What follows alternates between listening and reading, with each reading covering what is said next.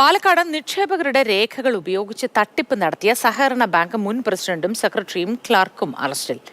അയിലൂർ സഹകരണ ബാങ്കിലെ മുൻ പ്രസിഡന്റും CPM നേതാവുമായ വി വിജയൻ, മുൻ സെക്രട്ടറിയും CPM നേതാവുമായ കഴണിച്ചിറ രാഘവദാസൻ, മുൻ ജീവനക്കാരൻ വിത്തനശ്ശേരി നടക്കാവ് രതീഷ് എന്നിവരെയാണ് നെന്മാറ പോലീസ് അറസ്റ്റ് ചെയ്തത്.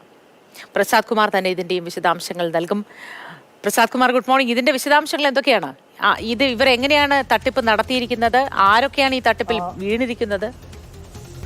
മൂത്തി, ഇത് 2015 വായ്പയെടുത്താണ് ബാങ്കിൽ നിന്നും ഒരു നിക്ഷേപകന്റെ രേഖ ഉപയോഗിച്ച് 2015 സനോജ് വർഗീസ് എന്ന ആളുടെ രേഖ ഉപയോഗിച്ച് അദ്ദേഹത്തിൻ്റെ ഭാര്യയുടെയും അമ്മയുടെയും എല്ലാം പേരിൽ ഒരു 10 ലക്ഷം രൂപ വായ്പയെടുത്തു. പക്ഷേ അതിന് പിന്നീട് കുടിശ്ശികയായി 2022 ആകുമ്പോൾ അത് 49 ലക്ഷം രൂപ കുടിശ്ശികയായി. അങ്ങനെ അത് ഓഡിറ്റ് വന്നപ്പോഴാണ് ഇത്തരം സനോജ് വർഗീസിനോട് നോട്ടീസ് അയച്ചപ്പോൾ സനോജ് വർഗീസ് വായ്പ എടുത്തിട്ടില്ല എന്ന് മൊഴി നൽകി. അങ്ങനെ ഓഡിറ്റ് വിഭാഗമാണ് പോലീസിൽ പരാതി നൽകുന്നത്. CPM ഭരിക്കുന്ന ബാങ്കാണ്. അതുകൊണ്ട് തന്നെ കാര്യമായ ഒരു നടപടിയും അതിലുണ്ടായില്ല. പക്ഷേ പിന്നീട് ഇപ്പോൾ പോലീസ് ഈ നേതാക്കന്മാരെല്ലാം തന്നെ മുൻകൂർ ജാമ്യത്തിന് ശ്രമിച്ചു. പക്ഷേ ആ ജാമ്യം നടന്നില്ല. അങ്ങനെയാണ് ഇന്നലെ രാത്രിയോടെ ഈ 3 നേതാക്കളെയും അറസ്റ്റ് ചെയ്ത്. നേരത്തെ സനോജ് വർഗീസിനെ നേരത്തെ തന്നെ അറസ്റ്റ് ചെയ്തിരുന്നു. എന്തായാലും ഇപ്പോൾ 49 ലക്ഷം രൂപയുടെ കുടിശ്ശിക വന്നിരിക്കുകയാണ്.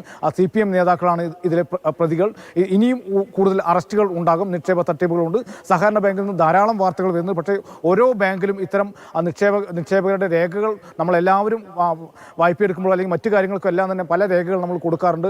ആധാർ കൊടുക്കാറുണ്ട്, പാൻ കാർഡിൻ്റെ ഫോട്ടോസ്റ്റാറ്റ് കൊടുക്കാറുണ്ട്. അങ്ങനെ ഇതെല്ലാം ഉപയോഗിച്ച് പലതരത്തിലുള്ള തട്ടിപ്പുകൾ നടത്തുന്നതിൻ്റെ ഏറ്റവും പുതിയ തെളിവാണ് ഇപ്പോൾ പാലക്കാട് അയിലൂർ സഹകരണ ബാങ്കിൽ നിന്ന് വന്നിരിക്കുന്നത്. ഈ 3 നേതാക്കളെയും ഇപ്പോൾ അറസ്റ്റ് ചെയ്ത് വെച്ചിരിക്കുകയാണ്.